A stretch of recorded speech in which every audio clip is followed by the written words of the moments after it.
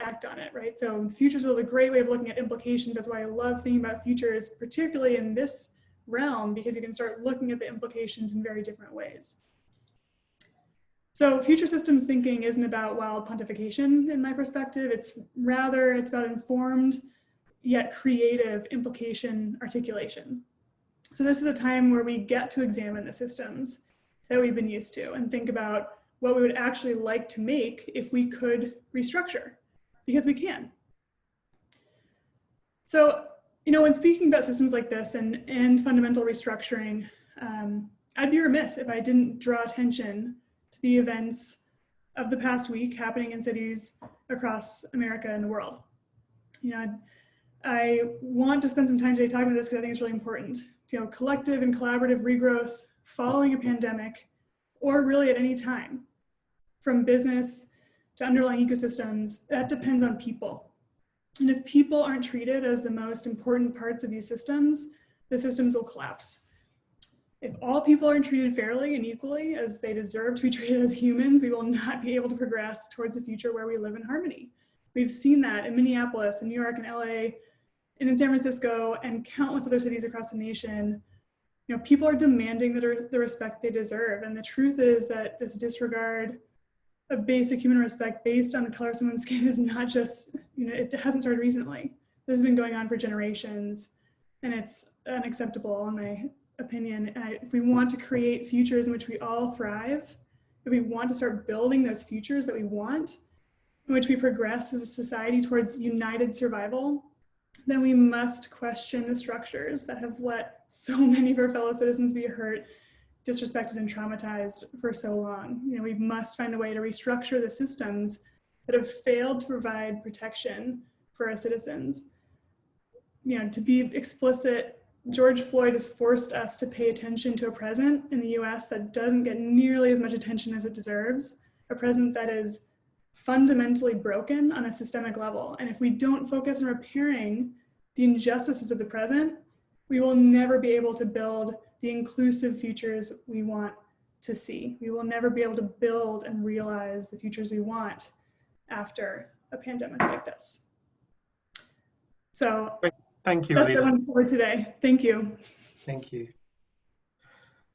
Okay, let's move on. That's a very powerful ending, a very powerful kind of call to attention, I think. Now Rob Caldera is going to talk to us about his chapter, which is called Navigating Post-Pandemic Economy, Doing Business at the Speed of Change. Rob is a futurist and the principal of Future Shift Consulting, and he's based in New Jersey. So Rob, let's now give you the floor to share some of your ideas. Sure. Thank you, Rohit. Hi, everyone. I'm Rob Caldera. As he said, I'm the owner of Future Shift Consulting. It's my own practice that's dedicated to helping clients communicate, collaborate, and navigate change more effectively, and doing that through embedding new and better ways of working. And this includes helping them to anticipate disruptive change. And like others on this webinar throughout the day, I also studied strategic foresight through the University of Houston's certification program. So essentially what I do is I help organizations make the shift to the future of work, which is at the heart of my chapter. As you mentioned, it's called Doing Business at the Speed of Change. So what do I mean by that? And how does it relate to the aftermath of the pandemic?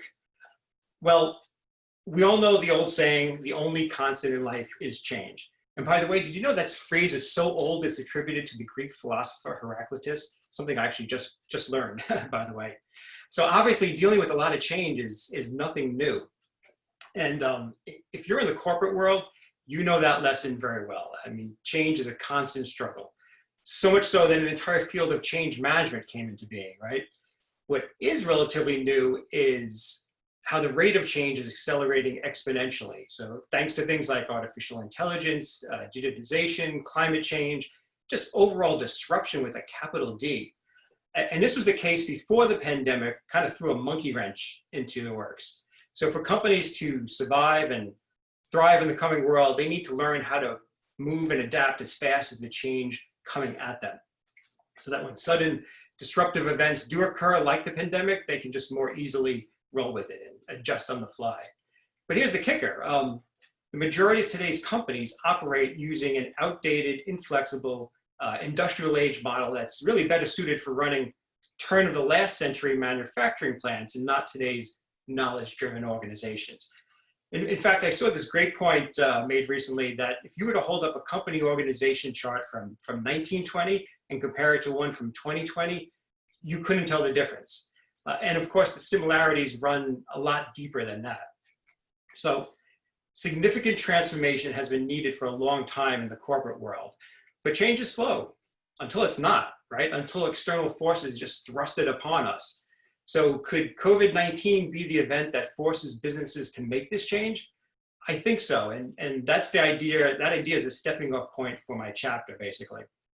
I mean, if there's a silver lining to this whole affair, perhaps it will make it urgently clear to leaders just how important it will be for their organizations to become completely agile and responsive to change. I mean, the future may not be a matter of change or die for businesses, but rather to change the way they handle change or die. And the pandemic could be what spurs this shift, hopefully on a massive scale. So over the next 5 years, these changes could make the future of work a reality, and my chapter envisions what that might look like. So for example, let's start with what seems to be the most obvious change, remote working, right? So this will probably become the norm rather than the exception. I mean, you already see companies like Facebook and Twitter leading the way by telling their employees they can work from home indefinitely. So what impact will that have? If you're someone like me, remote working is nothing new. This is my office. Yet, based on the extent of the discussions and controversies on this topic, I mean, we all remember Marissa Mayer of Yahoo's infamous ban on remote work. It is a significant change for today's companies. And I think it's very telling how difficult this whole shift will be when something like even remote working has that kind of impact. And sure, there are significant issues we'll have to deal with as the boundaries between work and home life disappear, things like from mental health to privacy matters. But I like to focus on the upside that I see. I'm a glass half full kind of guy. So face-to-face, in-person interaction is not going to go away permanently from work. We are social creatures after all, but how we use that time will hopefully change. I mean, most office time now is spent either huddled in lifeless gray cubicles or in wasteful meetings. So the perspective shift that could happen from all that we're going through now is that we might have a greater appreciation for the time spent together with our coworkers, and we will use that time more wisely on better collaborative experiences, improving engagement, strengthening bonds between staff. I mean, as they say, absence makes the heart grow fonder, right? But still, remote working only scratches the surface. So let's dive a little farther into the future of work. But first, let me provide some context. The term future of work, in my opinion, has become one of the most overused buzz phrases in recent memory. It's been diluted. It now seems to encompass anything that's remotely focused on business and jobs, from the coming impact of AI to the gig economy to remote working, and the list goes on and on. And while all these things are important, I think we need to get back to what to me has always been the focal point of the future of work, going back to early conversations on this topic I was involved in almost a decade ago. And that is changing the way we work, building our organizations of the future to be more human. I mean, this pandemic, I think, is an opportunity to do that, because as organizations become mostly virtual, other changes will likely follow. So for example, many companies may begin to shift to network models that distribute work and responsibility in a way that allows rapid decentralized decision-making. Imagine companies operating more like complex organisms than machines, with many autonomous teams carrying out the company's mission while other informal self-managing teams rapidly coalesce on demand to meet a need before disbanding. Today's traditional top-down command and control structures are just simply too slow for an exponential world. And the pandemic, I think, has made that abundantly clear. This doesn't mean the hierarchy will disappear overnight. I mean, we'll probably see hybrid models for a while. After all, I do expect the old guard of management to push back and clutch to their power. But if I can paraphrase for a moment a famous princess from a galaxy far, far away, the more they tighten their grip, the more employees will slip through their fingers. Always wanted to say that. Self-managing virtual teams are, in my opinion, the future. And technology enhancements on the horizon will help facilitate this. So let's briefly look at some of those. So you have remote-based distributed environments. If those become the norm, then the ability to connect and collaborate and search and share information on a level we're not used to will become paramount for those types of organizations. And social collaboration tools could become the glue that keeps a remote workforce connected at both the team and the enterprise level. And I'm not just talking about Slack or Facebook Workplace, but next generation social tools powered by artificial intelligence. AI assistants would also play a vital role in facilitating operations in a distributed organization, from surfacing information instantly on demand to running back office operations and so much more. And finally, a distributed network would also need a distributed platform, and that's where blockchain technology would fit right in. It could provide the transparency and data security needed while allowing individual contributions to become easily traceable. So, for example, social currency derived from one's work contributions recorded in the blockchain could be used to manage and reward people in a distributed environment, along with many other benefits that come from using blockchain. Bottom line, the potential is there for companies to become more fluid and adaptive so they can move as fast as the rate of change coming at them. And building such change-ready organizations could become a significant priority, I think, for businesses in the aftermath of this pandemic.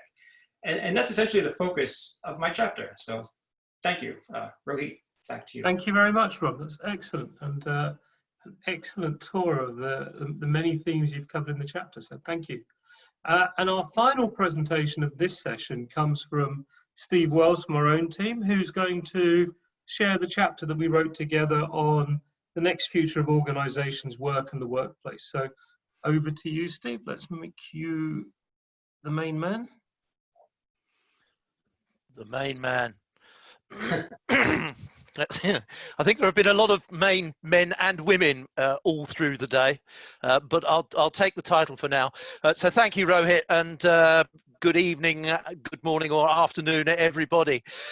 So Rohit's spoken about the title of this chapter, The Next Futures of Organizations, Work and the Workplace. And what we're trying to do here is just to identify what new ways of organizational thinking and working could take hold or be abandoned as we move through the lockdown phase of the pandemic. We identified 10 factors, but I'm going to kind of mash some of them together in ways that feel important and relevant to me. And the place I'd like to start actually is this notion of sustainability. And I think one way or another, we've been talking about this a lot today because we've been identifying different ways we think that a future after the pandemic can be different from the past.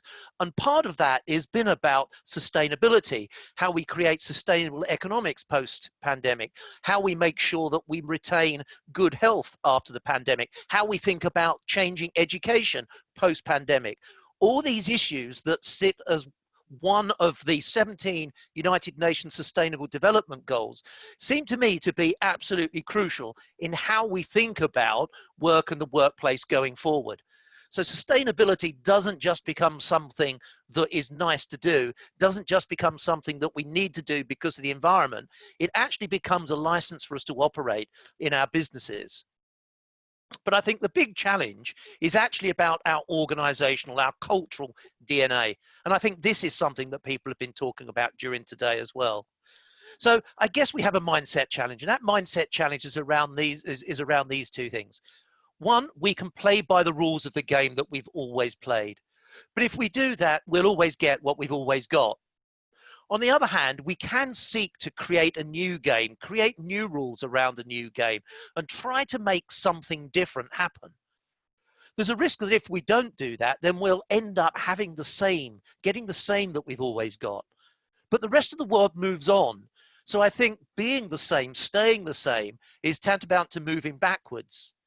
So the challenge is, how do we ensure that the DNA of our organizations is ready to change, is ready to adopt new ways of working, new ways of thinking?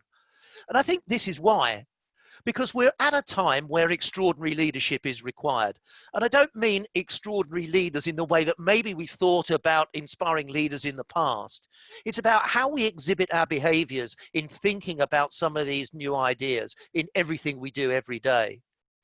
So if we think about a situation where we're considering the consensus about the way ahead, and we're also thinking about how certain we are in the external environment. So in the past, we've been bottom left here. We've been close to agreement about the consensus, and we've been pretty certain about the way the future may play out.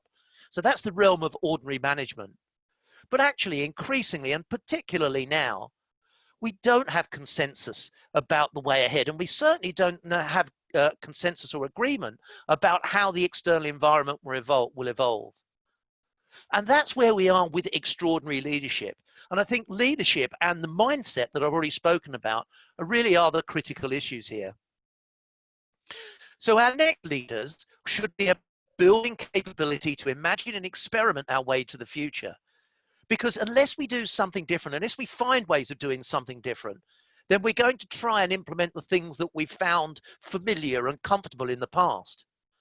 And one of those DNA changes in our organizations we've got to get beyond, I think, is the idea that actually our processes, our systems, our approaches, the way that we plan is all predicated on the assumption that actually we need something certain and we need something comfortable and we need something familiar.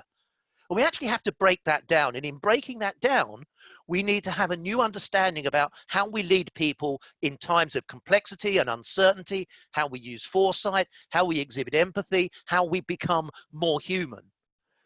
Because actually, if we think about what potentially differentiates our organizations in the future, when we're all using the same AI applications and the same 3D printers to produce products and services, then actually the differentiation is actually about us as people.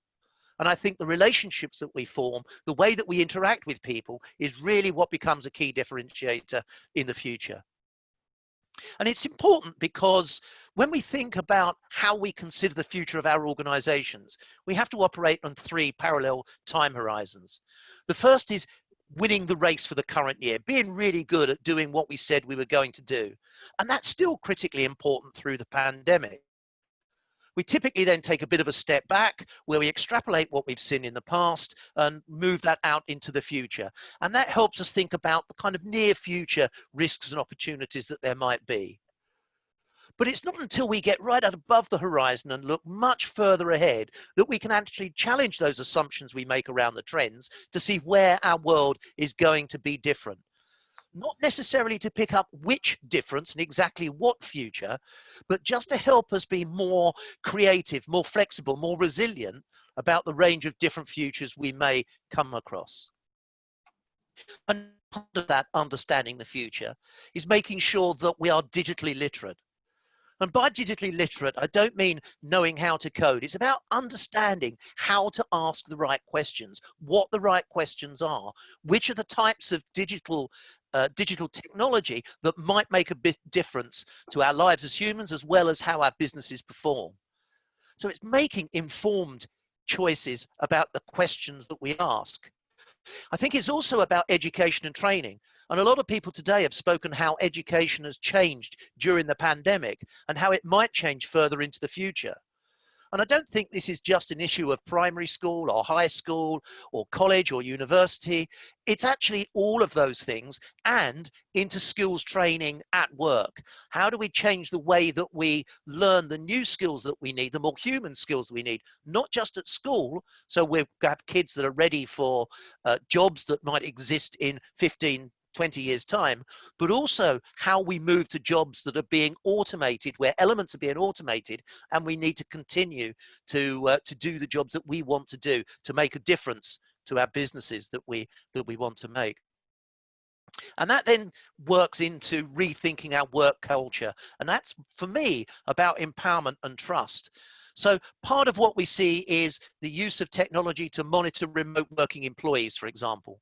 And a number of people have already spoken today about, actually, it's not about how we do what we do, it's about the output that we generate. And maybe that's a move of trust that we should be making as employers, and we should be exhibiting, you know, the empowerment that we're given in the right way for our employers as well. So those were the highlights for me out of the 10 factors that we identified that might change organizational thinking and the way that we work. And hopefully that's been of interest for you. Thank you. Thank you, Steve. And just a reminder of why we're all here. It has been a fantastic journey. I want to thank you all, firstly, for your presentations. They've been really diverse, interesting, but also quite a lot of connections between them in terms of thinking about how these different factors knock into each other.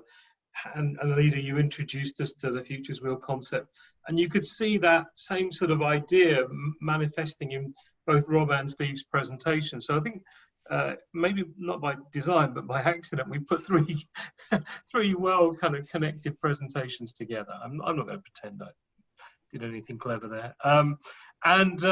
Before we go into the Q&A, I can see some questions coming in. Let's put a polling question up. We've fabricated a polling question about this session. It's the last polling question, so everyone can have a go at sharing their thoughts.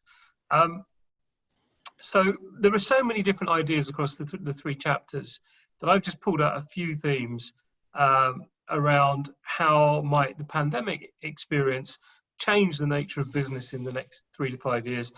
And you can take that as the nature of work, the nature of jobs, the nature of business. These themes cut across them all. While the participants are voting on those, let's take some of the questions from the audience.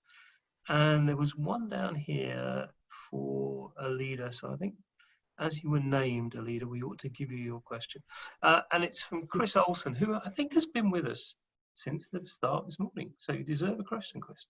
And the question is, Alida, have you ever considered government restructuring for a people-centric future? And what does that mean to you? What would government restructuring mean around a people-centric future, and how would you do it? Yeah, it's a really great question, and it's one that has been in and out of conversations for a long time. You know, I would have to say the creation of government systems is really complex, right? So you think about how we develop even just the democratic system that we have right now, you know, for better or for worse, you know, you can poke holes in it, you can champion it in the US, but it was a really complex system to make, and it was groundbreaking at its time, right? Restructuring that kind of system is no easy task and is really difficult, as I think some earlier panelists today, you know, the Leland Shep hour talked about, you know, the limitations we have with a 4-year, you know, presidential term, and what that means in terms of the ability to look towards longer term futures. Like you talked about, Steve, with the Horizon 3, you know, looking towards 4 to 10 year futures is really hard when you only have 4 years, you know, so that's a really challenging way to address government. I'm fascinated and so intrigued by the possibility of restructuring government. I think one of the ways that we could begin to do that is to create some kind of, you know, office of the future that persists across the administrations for the US, or some other way to start pulling ideas across administrative bodies in order to really make sure that those can be invested in, or you know, at least held as a constant throughout changes in admin. So I would love to talk to you more about this, Chris. It's something that's been on my mind for a long time. Institute for the Future, IFTF, has a governance futures lab based out of Palo Alto, run by Jake Dunnigan, who's another great futurist. And they do look at how to restructure and to design governance systems, which is a great way of approaching that question as well. So I'd tell you to reach out to them, look at that, and then I'm also happy to chat more if that's of interest. Rob, any views or reflections on how do we restructure government for a more human-centered future? Because you've majored us again on how do we put people at the center of the story. Sure. Like Alida was saying, I mean, it's a fascinating question. It's such a huge issue as well. And first of all, I mean, I love her idea at the end saying that we need sort of like futurist thinking, futurist group inside government, just to bring that perspective. That's probably the perspective lacking the least you see in government, right? It's rarely looking further down the line. It's always sort of short-term thinking, and what you get out of that is short-term results. So that would definitely be a number one start. Look, in terms of the US, I mean, the things I could think of, obviously get into a lot of political issues. I mean, I'm not a big fan of the Electoral College. I think, there's a lot of changes. Not just that, but how the whole structure falls around that would need to change to make things a little bit more equitable and in the end human going forward. But yeah, it's a big discussion like I said, we could have a whole nother day long webinar on that. All right. Steve, you took a little break there, but you're back. It's been a long day, Sorry about that. The laptop needs a little rest. The question we're addressing is, what's the potential for government restructuring for a kind of human-centered future? How do we start to reposition government for that kind of world where people really at the center of the agenda? Wow. Well, it's kind of hard enough really to think about how enterprises and organizations do that, and it's kind of it's almost more critical that the government thinks about how it does that. I do wonder actually if what government is learning through the pandemic is that actually you do need to put people at the heart of what you do. So if you think about the way that the economic interventions were rolled out, I think they were probably rolled out in the right kind of way. And the way that most governments around the world have really quickly come up with relatively similar ideas and solutions to ensure that the people have something that can help them continue to live some degree of their past lives. So the hope would have to be that there's enough evidence that can be collected to say, actually, we do need to change some of the things that we do as governments. And actually, I think you raised a really interesting idea earlier on, Rohit, which was really about depoliticizing some of those things that actually put human at the heart of what we need to do in the future, and be that health, be that education. So those kind of things, so that government actually becomes slightly different. It's kind of taken away from the doing the right thing around health and education, rather than constantly reorganizing and restructuring those institutions along political lines. And so, and my hesitation is that I don't hold out too much hope for the short term that might happen. But hopefully over the longer term, you will be seeing examples of other bodies, certainly in the UK, that have been taken out of political control, and they seem to run really quite well. The problem is that some of the things that we might do that to in the UK are some of the biggest brands against which all political parties then hang their manifestos on to say that, we can use this and treat this even better than our political opponents have done. But, that would be my hope, that there are some things that we can take out of political control. I think this so goes in waves within government, where you get a certain administration in that's open to change. I have a friend called Virginia Hamilton who comes out of the California Workforce Association, had done a lot of stuff around human-centered design of workplaces and workforces. And then she was invited in to work for the Obama administration in, I think it's called Employment Services or whatever the name of the department is. And she was, 3 or 4 away from Obama, and was given a license to thrill, which was to bring human-centered design, design-centered thinking into government and employment services to try and transform the way things happened. And she had a lot of success in the early years. And then the administration changed, and it's fair to say that the motivation to do it kind of disappeared, the interest in doing it. She moved out, now she's set out on her own. But what's funny now is that there's been a rebirth of interest, where there are so many different layers of government, from local to state, to regional, to federal, now calling her back in and saying, actually, we're at breaking point. What we've got now is that the system just doesn't work anymore. It's fighting itself. A lot of our energy is being channeled into fighting each other, into competing for resources. A victory now is stopping someone doing something that you don't like, rather than making progress with our agenda. So she's being invited in all the time now to bring this thinking in from the outside. And certainly I think that there are some really bright pockets of hope. Whenever I talk to her, I'm always amazed at the things that people are willing to do in this current administration, where you thought, wow, you wouldn't be allowed to get away with that, would you? But they're doing it and they're trying it. So I'm encouraged by that. I think one other area of potential interest is around collective intelligence and using collective intelligence ideas, particularly at a local political level. So if there's a local issue and you want to understand what the local population want, then you can engage them through using collective intelligence in, these are the issues, what are the ideas, how do those ideas stack up against some of the parameters that may be in place for their success, their implementation, or otherwise. So, the use of some of those new ideas may actually enable that more human and personal focused issue on the way that changes the way politics works, but maybe from the bottom up. Yeah, I'd love to add on there. I think there's a really interesting new inclusion of service designers and people that are looking across systems that are embedded into particularly local governments. In San Francisco, we have service designers within City Hall, looking at how do we look at these systems collectively, how do we design services across fundamental infrastructure systems to make these more applicable to humans that live here, right? Rather than just saying, hey, I run this department, so I must know the best.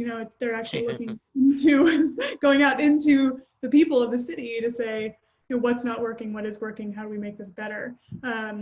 And I think, there's been when you think about government, you think about design, it doesn't often overlap in people's minds, but I think it's becoming more overlapped, and I would love to see that overlap exaggerated, because I think, the heart of design is questioning what people need. What are the behavioral indicators that we need to fix? And I think that's a really important aspect to be included into governance systems.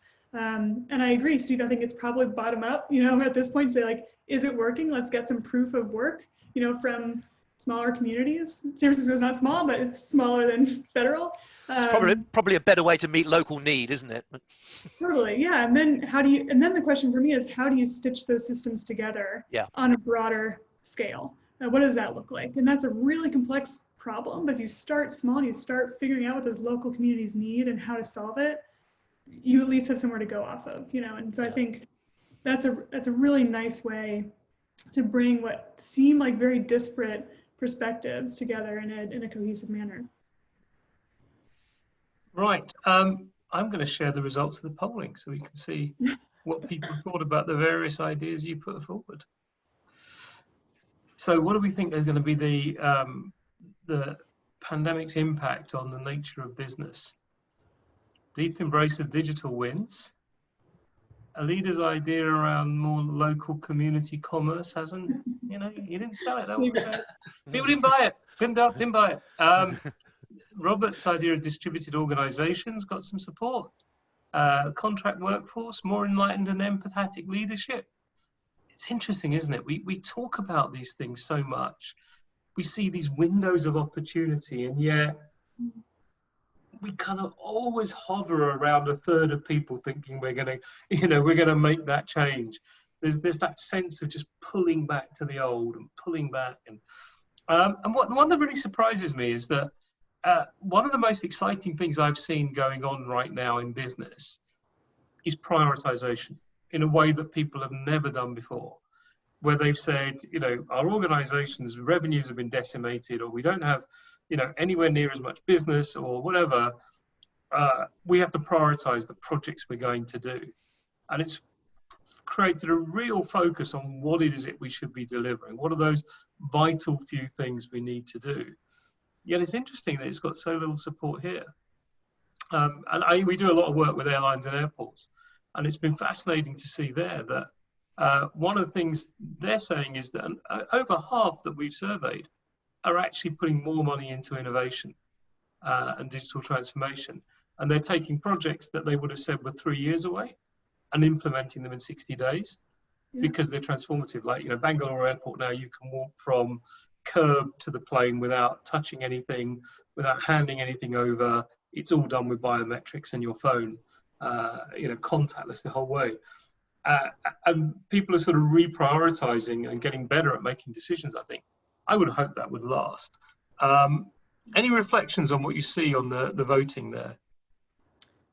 Well, I think, Rohit, your last point is a really good one, in that, in a world where we've been forced to leverage digital solutions, where they have been analog in the past, that has significantly increased the speed at which organizations and corporations need to digitally transform, because it's a survival mechanism now. It's no longer, maybe we'll do that if the business needs it in 3 years. It's more like, nope, in order to survive, we've got to do it. We've got to do it right now. And so this element of speed up has been marked, in the last at least 4 months. Whether it continues that way or not is yet to be seen, right? Based on local changes and adaptations to the new way of working. In Singapore, it's gone pretty much back to normal. At this point, it's been 2.5 months of things open, but that's based on a couple different things, right? That's they had a severe lockdown at first and shut it down, and there's a cultural acceptance of this mask wearing. The U.S. is very different than that, and a lot of European countries are very different than that. And so it's not only just a business transformation, but a cultural transformation that we've been seeing, which takes longer. Cultural transformation just takes longer because it's a behavioral shift. I think that's a fascinating way to look at this as well, is that people have to change their behaviors and acceptances rather than just how businesses operate. Absolutely. I'm going to rattle through. Oh, sorry, Rob, did you want to make a point on that one? No, I was just going to say, looking at it, the embracing of digital solutions was, kind of the one I expected people to pick. Obviously, the move to Zoom, everybody sees, boom. Even though that's like probably one of the small things compared to what digitization can do, it's the most obvious. But it's funny, I just wanted to comment also, you mentioned about the prioritization stuff and what you're saying. I have to admit, I'm actually seeing the opposite, at least with clients I'm dealing with and companies I know. I'm not seeing any letdown of, or the prioritization of projects. I still see them just trying to do everything because they know how far behind they are in terms of where they need to be for how fast things are coming at them in the future. And I'm still seeing companies just put way too much out there, too many projects that they're trying to do, and change fatigue happening in the organization because of it. So maybe it's one of those things that's just not distributed. Right. I'm going to, sorry, Steve, did you want to make any comments on the poll? No, I'd kind of share that, some of Rob's observations there about the digital solutions. And, part of me says, I wonder if you're thinking about digital solutions as a way of putting more efficiency in, or I wonder if you're thinking about digital solutions because now I can work from home using, as Rob says, Zoom. So I'm wondering if both those things are in play there. Okay. I'm going to try and rattle through some comments and questions. Sheila Malloy has, Maluli, sorry, Sheila. I've just slaughtered your name 3 times. Forgive me, it's late. Sheila's point, she's got a point and then a question. The intersection between the current historical unrest related to 400 years of structural racialized oppression in the US and the pandemic is likely to be huge, given the impact of the virus on Black and brown bodies. And then there's a question that follows, which is, how do we more effectively teach the public, students and educators that the virus is not neutral? So it's not totally related to any of your topics, but it's clearly something that one of the participants wants us to think about. Yeah, and I think it's an excellent way to look at systems, because there's no one cause for the misalignment of COVID affecting Black and brown bodies. It's a whole system of effects, right? From there's been tons of stats that I don't need to go into right now, we all know, but also that there's been disproportionate care for this community. There's been disproportionate access to solutions, and there's just been an oversight of the effect in general from the outset, right? So it's based in a systemic challenge that this country, if not every country, needs to deal with. That it's not that we all started from the same place. These different cultures did not. Black and brown people did not start from the same place as someone that looked like me did. If we both got sick, it would be different. And that's a really hard truth we need to face, and we need to start fixing it, you know, in the care that we give, in the, you know, access to information that we give, in the education about the truth of what's going on to our kids, so they don't repeat this kind of stuff. So I know this is a, you know, this is a tough subject to tackle. It is not an easy one, and it's not going to be solved by one thing alone. It's going to be solved, hopefully, by all of us coming together to figure out what solutions are out there, because I don't have the answer. And I think we all need to figure out what needs to be posed and what needs to be changed, probably from a structural perspective, in order to create the equality that this world needs. You know, I think that's a really important topic of conversation, independent of what platform we're on. Rob, Steve, any reflections? Yeah, I mean, just to add a bit of complexity to that, because, you know, there's not enough. One of the things that we have to bear in mind is kind of biological propensity to the kind of other conditions within which COVID-19 is more deadly as well. So if we think about things like diabetes and heart disease and so on, then actually ethnicity plays a part in the likely health outcome of that, in addition to whatever kind of living accommodation and, you know, and some of the other social issues as well. So I think the important aspect here is to actually try and understand the linkage between those two, because there may well be linkage, but also where they should be treated differently. And I think that's one of the problems with this particular disease, is that there are so many different factors at play here. So the social factors are playing, but also in some cases the kind of the biological factors.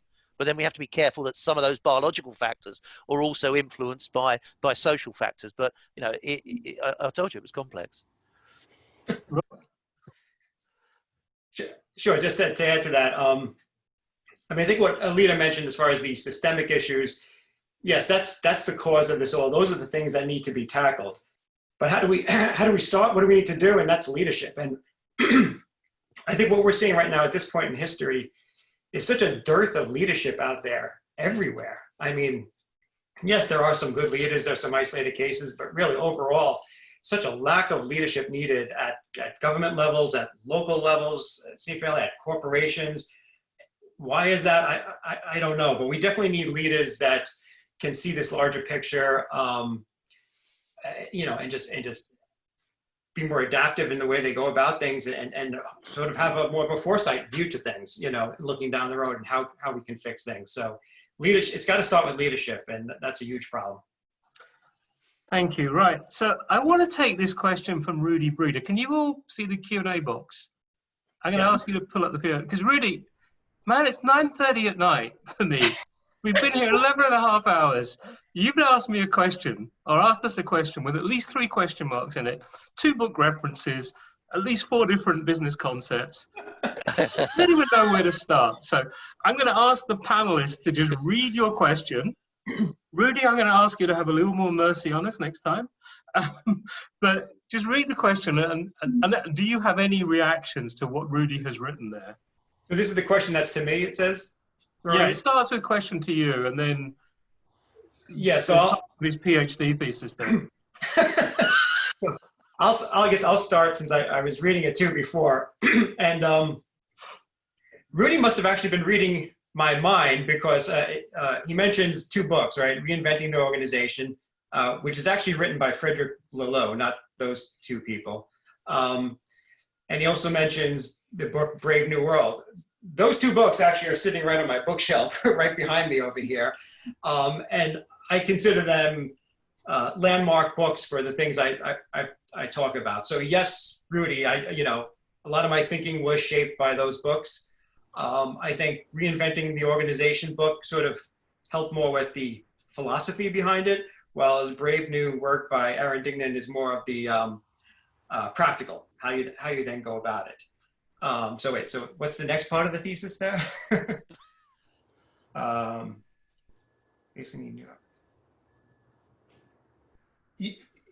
Yes, I mean, if you want to call it new operating systems, like it does in that book, we do need new systems, new structure put in place.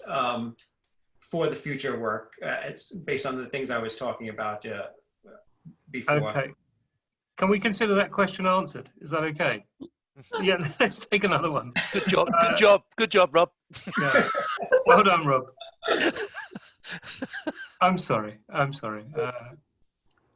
Richard Botello has asked, question for anyone. How can we learn, lead, innovate and thrive in addressing the VUCA challenges of developing a sustainable future in a post-growth world? Oh, and then he's given a link to his blog. So it's not just a question, it's a plug. But okay. Anyone want to talk about how do we do these things in a post-growth world? I mean, I'm going to go back to the UN Sustainable Development Goals, because I think as a template for thinking about what the world should be like, I think they're a brilliant way to think about everything that's important. I mean, so many people have been talking today about putting people at the heart of what we do. Well, people need the environment to thrive in order to thrive. We need to make sure that economics works well, that businesses thrive. We need to look at all the things that other people have spoken about education, about health, about access to justice, about gender equality, about other aspects of equality. So we need to think about all those things in order for humanity to survive well. And it kind of, to me, it doesn't matter whether we're talking about a return to high growth or no growth or decline, because actually the way economics work has changed so radically over the next 20, 30, 40 years, whatever it is. But actually those things that bring all those different aspects together in balance seem to be a sensible thing to do for humanity. And I guess one of the things that I would add, because I can't quite work out where it is in the 17 goals, is how we think about the appropriate ethics, the governance and the guidance about how we develop, deploy and use new technologies like AI. Yeah, I think I want to just jump in here because we haven't talked about data at all during this panel, and it's such an interesting omission, from the future of work. I think when we talk about a VUCA world, what we have to do is figure out what people are responding to. I think you talked about putting people at the center. We haven't talked about asking employees what's working for them, what they're afraid of, what they're not afraid of, how they want to deal with changing environments, because I don't think the answer will be, top-down articulation of what is going to happen. It's got to be a conversation with people to say, what are you comfortable doing? What does the work need to look like in order to change, not only by industry, but by company within that industry. There's different cultures within each company and there's different cultures within each industry. So what do those new expectations look like? And what do people want? And I don't think it's going to be a one-time thing. It's probably going to be like, all right, here's the answer for now. Is it working? Maybe not. Let's change it. It's going to have to be an iterative process because it is a VUCA world, and probably something else will pop up, in the next 6 months that we're going to have to respond to. And so I think it is really about establishing a communication channel with our employees, with people that are running the companies, with, shared communities, however we want to define that. I think that's a really important part. Yeah, and I'll add to that. Essentially that's my chapter is about. I don't mention the term VUCA in it, but it's, how do you deal with a VUCA world is how you change your organization to do that. Traditional organizations are sort of basically built around the idea that things were predictable, right? The old sort of manufacturing processes, exactly what the outcome is going to be, and that's no longer the case. So if you rebuild organizations to make them, whether more distributed, using adaptive leadership, or any of the ideas I mentioned before, that's one way to at least prepare yourself and be ready to deal with a VUCA world. Yeah. Okay. So to take us out, we have a question from Jim Slevin. And it's a nice, easy one. Truth has come up a number of times today. How do the panel view the difference between truth versus fact post-COVID-19? Who wants to go first on that? Truth versus fact. I'll throw my little hat in for 10 seconds while you're thinking. I think this is one of the things we're going to be most challenged about is governments are telling us they're making decisions based on fact, based on scientific truth. Quite often they're pretending that science is one amorphous thing which only has one outcome, rather than a body of opinion. But I think we're in a world now where citizens are craving more truth. They're craving more fact. We've educated people about our numbers, about exponential rates of growth. Suddenly we all know a bit more science. We all know a bit more, and we want a lot more. We want to understand the basis on which decisions are being made about our lives, about our businesses, and all those kinds of things. And so I think there'll be real pressure for a single source of the truth when it comes to what government is doing and how it's making its decisions. There will be a lot of debate, though, about the facts that form that single source of the truth. And I think what we'll end up with is what you're seeing now is these kind of, in the UK, we have this government committee called SAGE, which is advising on science. And now you've got a parallel independent committee coming up and saying, well, no, we'll give you alternative views. And I think you might see more and more of that, of people taking the same data, drawing different opinions on it, and then technology being used increasingly both to generate false truths and false facts, but also to try and help us sift through it and determine the difference between truth and fact, which I think is going to be very hard. I think for me, part of that is actually about believing that the population generally should be grown up enough to understand some of the notions that underpin that, because you used fact quite a few times there, and actually the fact is the result of some models which are actually based on assumption, not facts at all. And that's one of the issues about science, isn't it? That there is some science that we can talk about as fact, but the reality is that there's a lot of science associated with COVID-19 that actually isn't fact. It's assumption based upon what we know at the moment, and it's constantly changing. And that's not something that governments seem generally to feel very comfortable articulating. Yeah, totally agree. Yeah, I think that's the whole challenge with data. You could almost substitute fact with data, right? And say, well, what does the data say? And data says a lot. It depends on how you piece and parcel that data up, right? So there's a lot of confirmation bias going into some of the stuff that we've used data for in the past, and certainly now. I think that the challenge in piecing apart fact versus truth, again, is not an easy one. You've been hit with some really systemic, questions in this panel, and I think, the way that we establish truth is by grounding it in something that hopefully is less subjective and more objective, however we do that, and trying to make sure that it's not just representative of one side of an argument or two sides of an argument, but we're actually taking in an objective perspective of any argument that we see. The classic third story kind of approach, I think would be really important here. It feels like that's kind of like an educational thing, doesn't it? Because most of our big organizations are geared up to provide one version of the truth, which is actually their quarterly response to the markets, which tries to satisfy the markets that actually we've got some certainty about our next 6 quarters earnings. And kind of that's given as truth.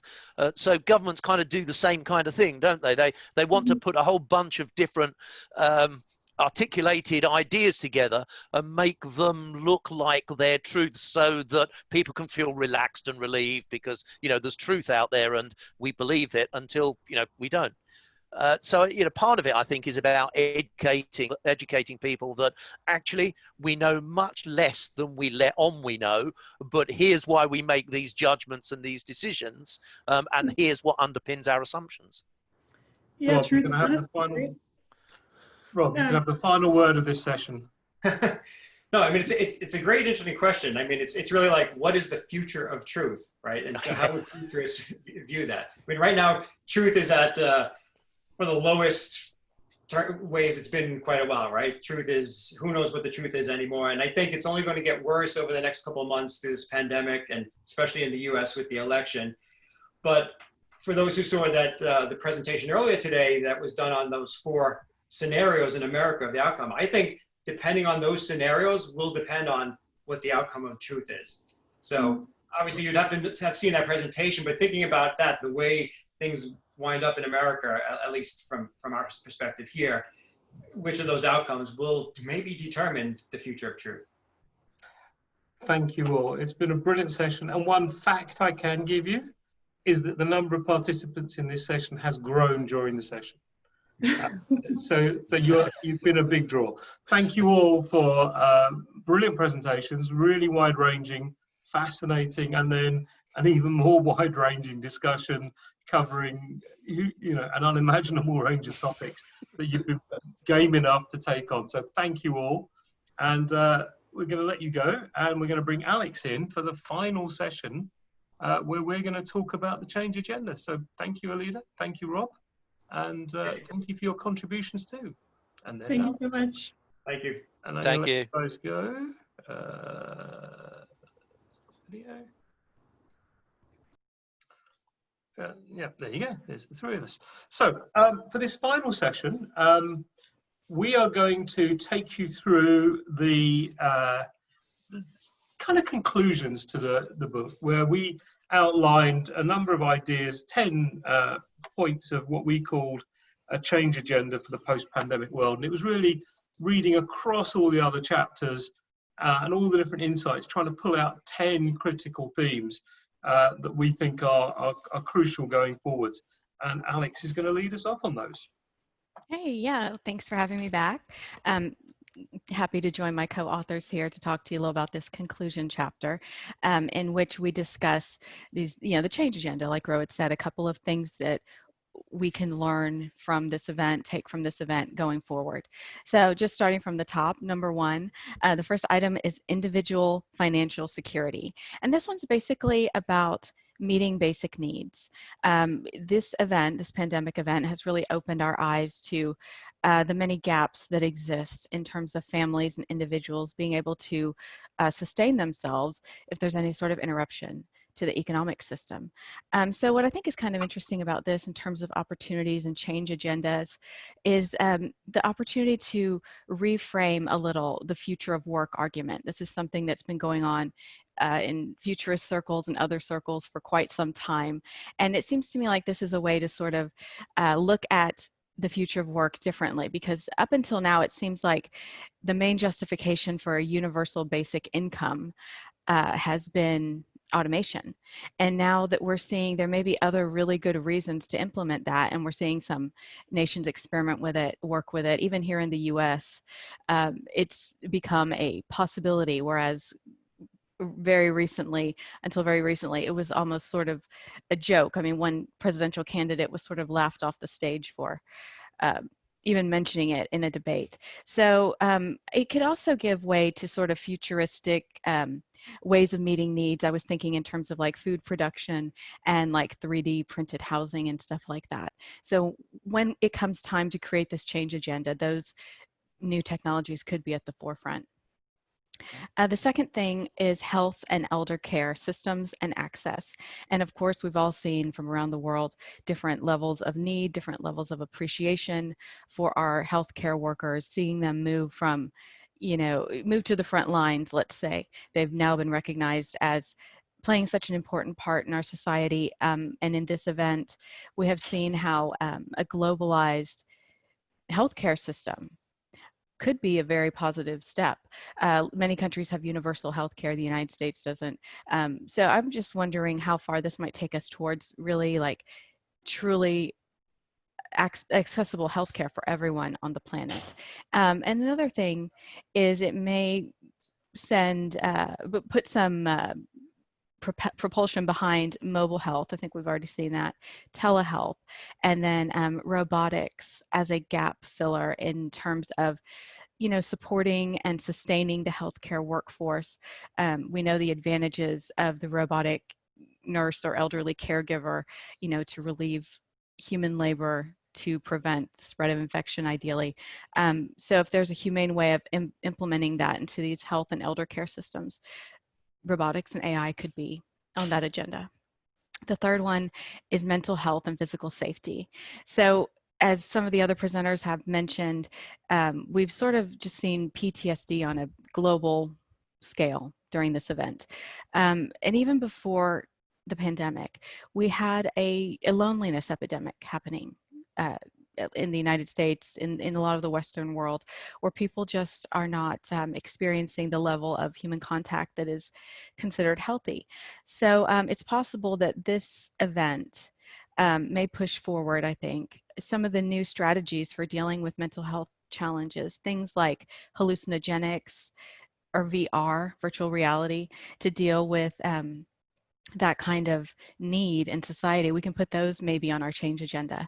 And then, in terms of the physical safety element, we speak in the chapter with regard to domestic violence and keeping people safe. And there was a whole other element of that, which was dealing with the homeless population during this pandemic. So another sort of rising technology that I thought, I mentioned it earlier too, but maybe the 3D printed home concept could help alleviate some of these pressures. In other words, provide more shelter for people very quickly and very easily and on demand. I think that's one lesson that we may take going forward. Excellent. So now I think Steve is going to take us through the next group of ideas in this change agenda. Are you doing this with or without slides, Steve? No slides, just me. Excellent.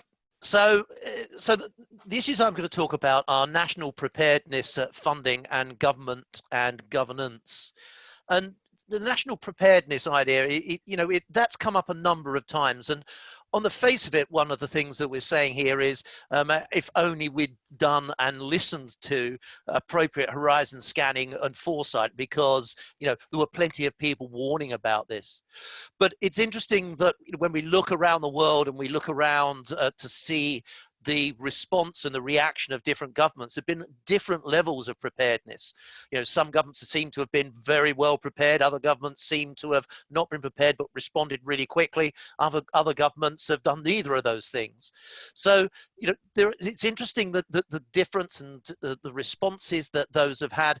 And of course, what we're increasingly seeing is part of that preparedness is not just about health, it's also about the economic support measures as well.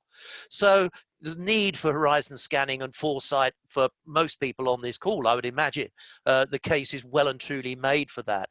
The interesting thing is, how do we then get that into the preparedness mechanisms, the ideas, the thinking that needs to go on to ensure that those countries that were very poorly prepared don't have to go through the same issue again. I think funding has been really particularly interesting, and I'm not an economist, so the idea that we can go away and print money, which I think is basically what we mean by quantitative easing, or move this this incredible investment that we've made into the financial preparedness that we've made into debt, it all seems that actually something different is going to have to change in order that we can get through the pandemic and come out the other side without the same kind of economic hardship maybe that we've seen in the past. So the impact in many countries from the financial issues of 2008 and 9 around slashing public spending and the social implications of that, one thing to think about. But then also, what do we do with taxation policy? How do we think about new ways of raising funds? And I think what's really interesting about this is, I've got two schools of thought here. One is, and I'm going to go back to those 17 UN Sustainable Development Goals. Wouldn't it be wonderful if actually the way that we taxed corporations was based upon their performance around those goals? And one of the ways that might be really helpful is that actually we pay attention to the way that big organizations respond to their local ecosystems and take their responsibilities much more broadly about how sustainable they need to be. And the other is to use a mechanism that's actually been used in the UK for a number of years to manage pharmaceutical drug pricing. And actually that's about differentiating between those entities that invest capital in their businesses in the UK and those that don't. So if you don't, the additional tax beyond corporation tax you pay is a straight percentage of sales. Whereas if you invest in capital in the UK, so you have premises, you have equipment, you employ people, then there's a different level of taxation that you're paid.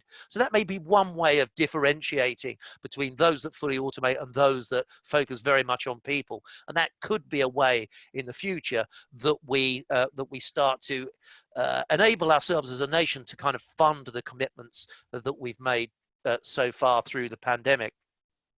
Of course, in parallel to that, and potentially accelerated by the pandemic, is the technological unemployment.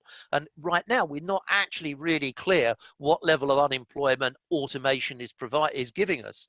But clearly, through the pandemic and through the likely business failures, there could be a real issue of unemployment that hits us anyway. But then, as organizations and enterprises restart, the interest from their point of view may be to look at more efficient ways of running the processes that they have to do, and maybe that's through automation rather than employing people. So I think there's a very long-term issue there about funding, not just the pandemic, but when you add the pandemic to the other trends that we've seen. And the final issue that I wanted to talk about is government and governance. And there's always something in me that says, actually, that's a really good question to put when we start to think about how not just how we respond to the pandemic, but also how we develop new technologies and how we implement new technologies. So what are the right future governance models? How do we engage people in coming up to a decision that's right for everyone? And I touched on that a little bit in the last session about how we might use collective intelligence. So bringing people together with, smart machines to make sure that, we understand the data and we've got the right data analytics, but then we bring that together with how people make sense of that and what it might mean, particularly at a local level.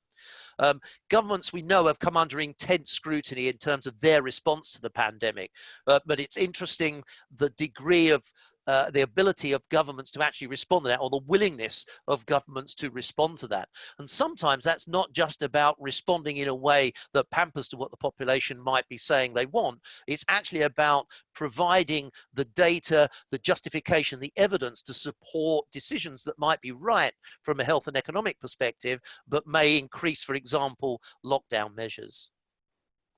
We've also touched a number of times today on transparency, honesty, truth, fake news, the assumptions that we make in the decisions that we take and the priorities that we set and so forth.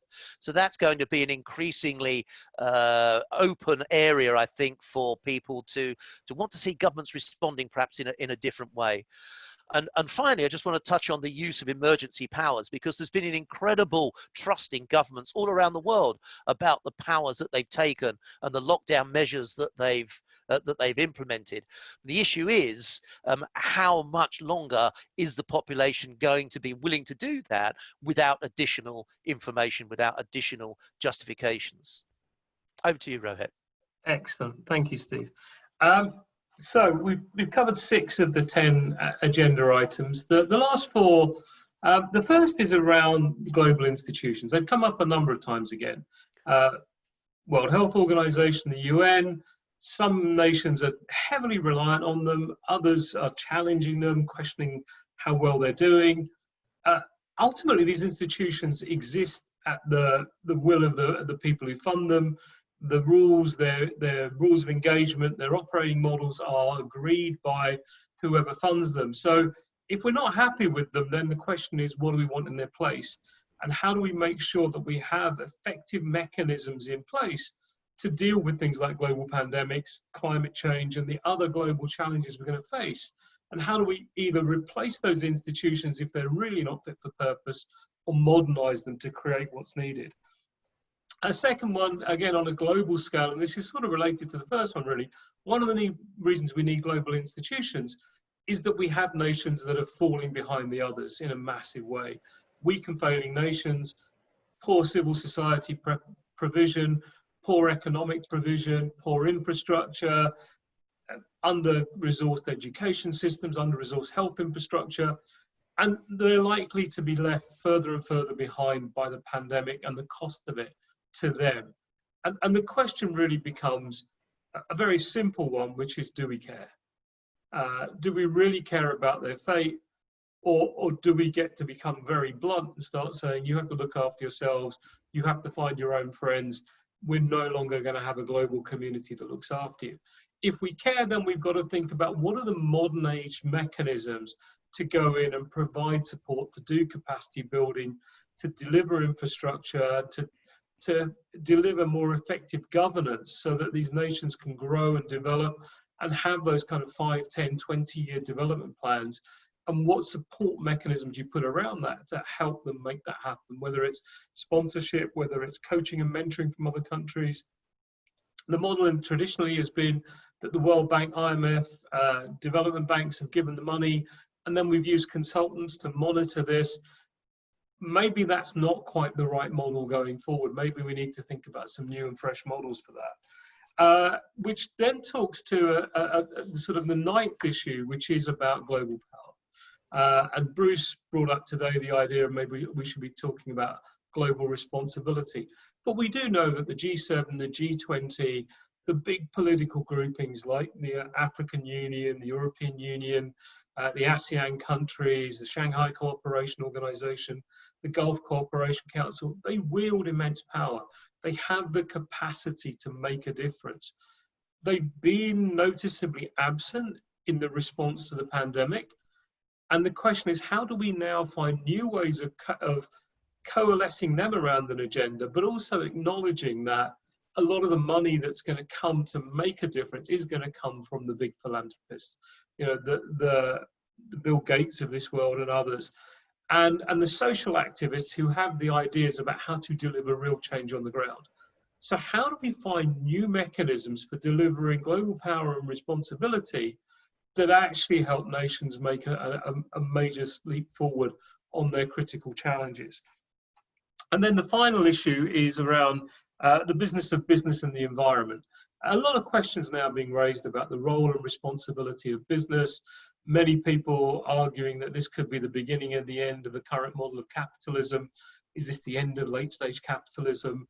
What is the responsibility of business to society going forwards? What is its responsibility in relation to the environment and sustainable development goals? We've seen some massive improvements being made on environmental measures such as emissions, air quality, water quality, etc., during the downturn and during the pandemic. What happens when we pick back up again? Can we sustain those gains? How much commitment is there from businesses to really moving to a greener operating model? And as those businesses also start to automate, start to adopt new technologies, there is an inevitable layer of job losses that will happen. Maybe there are new jobs to be created when we retrain, but the question is who's responsible for that impact of the jobs that are dislocated, and who's responsible for the funding of the retraining of those who lose their jobs, but we want to reskill to work in the new industries or with the new science and technologies or with the new opportunities. And ultimately, there's a question about the distribution of rewards. The model has traditionally been that the rewards for for business go to the shareholders in particular, the employees get a certain amount, and management get a certain amount. And the question is, do we need different models? Do we need more redistributive models, particularly when we're looking at technologies like artificial intelligence, where there's the potential to aggregate enormous amounts of wealth into the hands of very small numbers of people? Should that be shared out in a different way? Do we need different models to redistribute that wealth? So it leaves us with some really quite fundamental questions about the future role and purpose of business, and what is business's ultimate responsibility to the environment and the planet. So that's a pretty rapid tour through the 10 change agenda items. No apologies for kind of replicating some of the ideas that have come up during the course of the day, because we are trying to reflect all those different ideas in 10 succinct concepts. What we're going to do now is we're going to close out. We're coming close to the end of time, and perfectly we have 3 questions left that are unanswered that could be answered by anyone. So I'm going to suggest that we each pick one, and I'm going to let you choose. So Alex, you can go first. You can see the questions on the screen. Pick which one you want to answer. And then Steve, you pick yours and I'll take whatever's left. And we're each going to just answer one question. And then we're going to thank everyone. We're going to send them home to make the world a better place. On the Q&A, I see 2 questions open. Oh, will you pick the one that you can see? Okay, I wonder if, let's see. Doesn't matter. Is truth always the same as fact? Yep, Can stories reveal?